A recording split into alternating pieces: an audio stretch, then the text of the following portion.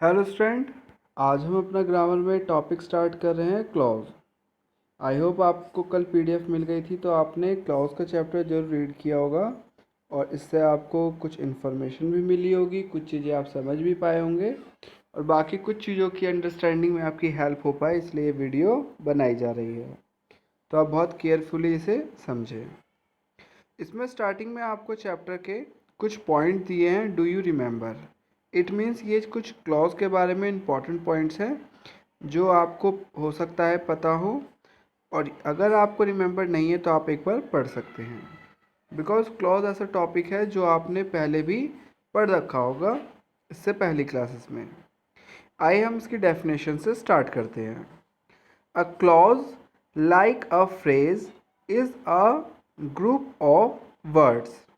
यानी क्लॉज क्या है? ये लाइक अ फ्रेज, ये फ्रेज की तरह ही ग्रुप्स ऑफ वर्ड है, लेकिन हम यहाँ पे ध्यान देंगे अनलाइक अ फ्रेज, लेकिन ये फ्रेज से अलग है। यानी क्लॉज जो होता है ये फ्रेज की तरह ही होता है, लेकिन फिर भी क्लॉज और फ्रेज में जो एक फ़र्क है, a clause has both a subject and a verb.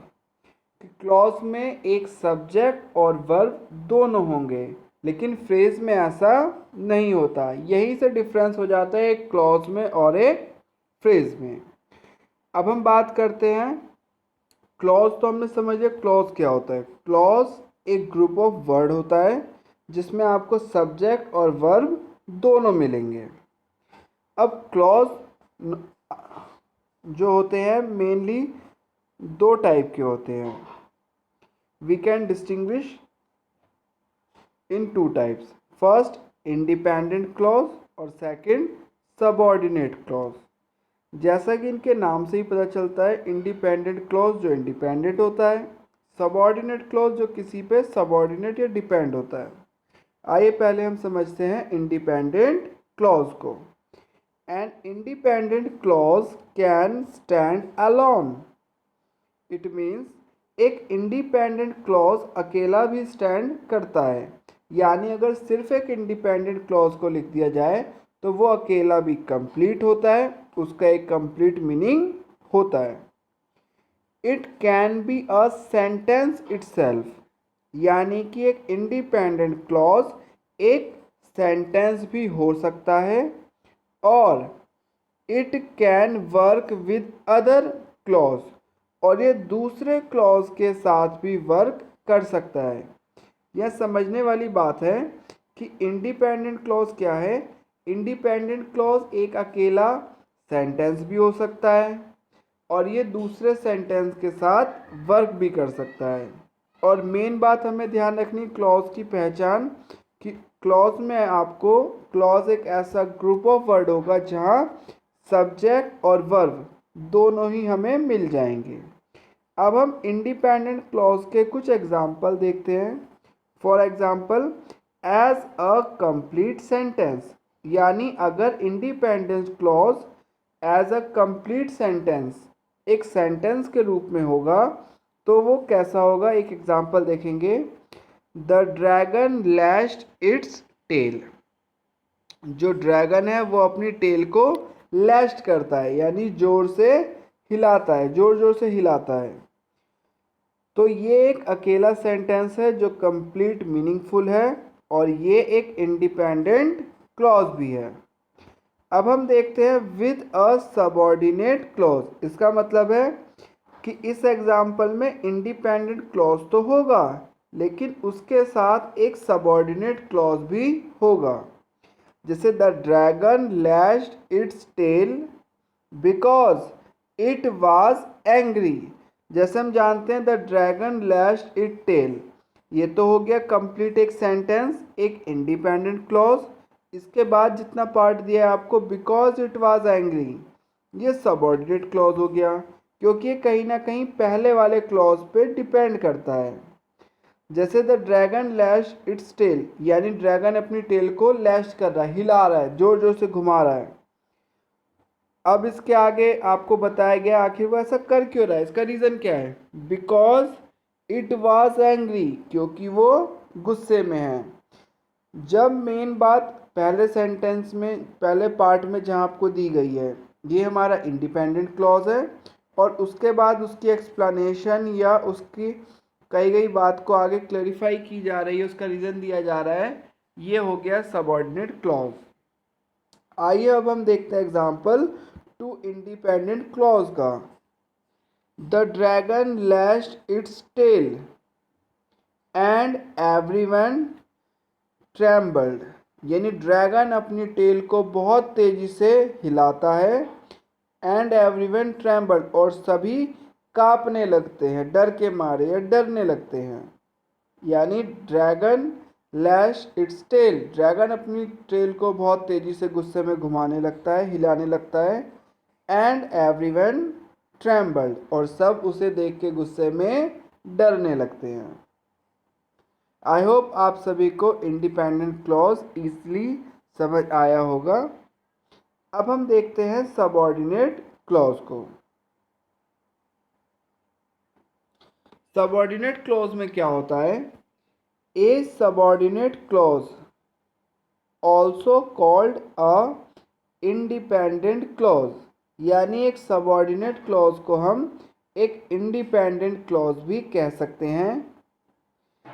Can't stand alone, यानी एक सबऑर्डिनेट क्लॉज कभी भी अकेला स्टैंड नहीं करता। फिर से समझते हैं, a subordinate clause also called a dependent clause can't stand alone, यानी एक सबऑर्डिनेट क्लॉज को हम इंडिपेंडेंट क्लॉज भी कह सकते हैं, और कांट स्टैंड अलोन मीन्स कि ये क्लॉज कभी भी अकेले स्टैंड नहीं करता। It always needs to be connected to an independent clause, एक सबऑर्डिनेट क्लॉज को हमेशा नीड होती है एक इंडिपेंडेंट क्लॉज की। फिर से समझिए, इट ऑलवेज नीड्स, यानी इसे अपना मीनिंग पूरा करने के लिए हमेशा ज़रूरत होगी to be connected to an independent clause, a subordinate clause. इसका सिंपल सा मीनिंग है कि जैसे हमने इंडिपेंडेंट क्लॉज देखा, अगर इंडिपेंडेंट क्लॉज अकेले लिख दिया जाए तो भी उसका कुछ मीनिंग होता है, और वो कंप्लीट मीनिंग होता है, यानी हम उसे अकेले लिख सकते हैं। लेकिन सबऑर्डिनेट क्लॉज को अकेला नहीं लिखा जा सकता, सबऑर्डिनेट क्लॉज को हमेशा इंडिपेंडेंट क्लॉज के साथ ही लिखा जाता है, तभी उसका मीनिंग कंप्लीट हो पाता है। अब इंफॉर्मेशन देखते हैं आगे। Mean begin with a word such as because और ऑल्दो, यानी सबऑर्डिनेट क्लॉज हमेशा कुछ ऐसे वर्ड से स्टार्ट होंगे जैसे बिकॉज, ऑल्दो, यानी जो पहले कहे गए या जो पहला इंडिपेंडेंट सेंटेंस है, ये उसे या तो कंप्लीट करेंगे, या उसके रीज़न को बताएंगे, या उसे क्लैरिफाई कर सकते हैं। That connects it to the independent clause, और ये वर्ड इसलिए भी इस्तेमाल किए जाते हैं ताकि ये वर्ड सबऑर्डिनेट क्लॉज को इंडिपेंडेंट क्लॉज के साथ रिलेट कर पाएँ, उसके साथ कनेक्ट कर पाएँ। Now we can see that there are 3 type of subordinate clause. इसके बाद हम देखेंगे कि सबऑर्डिनेट क्लॉज 3 टाइप के होते हैं। अब जैसे कि आप समझ चुके हैं कि व्हाट इज़ क्लॉज, क्लॉज क्या होता है, इंडिपेंडेंट क्लॉज क्या होते हैं, सबऑर्डिनेट क्लॉज। अब स्टूडेंट्स, आप सभी को एक काम ज़रूर करना है। एक बात याद रखिए, अगर हमें चीज़ें समझनी है और हमें पढ़ना है तो आप ये बात जरूर ध्यान रखें, मेहनत हमें खुद ही करनी पड़ेगी। टीचर, स्कूल, कोई भी पर्सन आपको जहाँ दिक्कत आएगी वहाँ आपकी हेल्प कर सकते हैं, आपको डायरेक्शन दे सकते हैं, बट मेन वर्क हमें ही करना पड़ता है। बिकॉज जब हम मेन वर्क करते हैं, हम हार्ड वर्क से गुजरते हैं, तभी हम चीज़ों को सीख पाते हैं। अब आप जैसे पढ़ चुके हैं, पढ़ने के बाद कुछ मेन चीज़ होती है जो आप खुद भी रिमेंबर करते हैं, जैसे क्लॉज की डेफिनेशन। तो आपको वेट नहीं करना कि हमने अभी वीडियो में सिर्फ पढ़ा है, अभी हमें किसी ने याद करने के लिए, लर्न करने के लिए नहीं बोला, प्रैक्टिस के लिए नहीं बोला। जैसे जैसे किसी भी चैप्टर में इंपॉर्टेंट डेफिनेशन आती हैं आप उसे लर्न करते जाएं, जैसे क्लॉज की डेफिनेशन, इंडिपेंडेंट क्लॉज की डेफिनेशन, सबऑर्डिनेट क्लॉज की डेफिनेशन। इसके बाद हर डेफिनेशन के बाद या उसके एग्जाम्पल देखते वक्त person to person point to remember very कर सकते हैं। जैसे जिन स्टूडेंट्स को लगे कि हाँ यहाँ पे कुछ पॉइंट्स में ऐसी बातें हैं जो अंडरस्टैंडेबल है उनके लिए ईजिली, या वो उन्हें पहले से पता है, उन्हें याद रखने की ज़रूरत नहीं है। हो सकता है कुछ बच्चों को एक या दो बातें नहीं पता चले या एक दो पॉइंट नहीं मिले, तो वो उसे मार्क करके याद कर सकते हैं या याद रखने के लिए नोट डाउन कर सकते हैं। यानी आप अपने हिसाब से अपनी नोटिंग भी करते जाएं ताकि आपको याद करने में आसानी हो। अब आप इन्हें याद करके इन्हें प्रैक्टिस कर सकते हैं। नेक्स्ट क्लास में हम आगे के क्लॉज को पढ़ेंगे। Okay, thank you.